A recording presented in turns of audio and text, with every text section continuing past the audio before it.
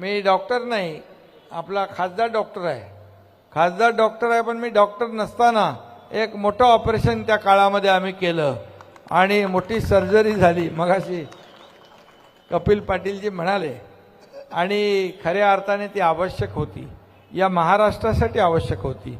कारण सगळं बंद पडलं होतं, ठप्प पडलं होतं, आरोग्य सुविधा कोलमडल्या होत्या, प्रकल्प बंद होते, काही प्रकल्प बंद पाडले होते, सगळंच अगदी निगेटिव्हिटी पसरली होती, सण उत्सव बंद होते. आणि म्हणून सरकार बदलण्याची आवश्यकता होती. आणि म्हणून मग बाळासाहेबांच्या विचारांचं सरकार आम्ही आणलं, लोकांच्या मनातलं सरकार आम्ही आणलं आणि सगळे सण उत्सव सगळं मोकळं केलं.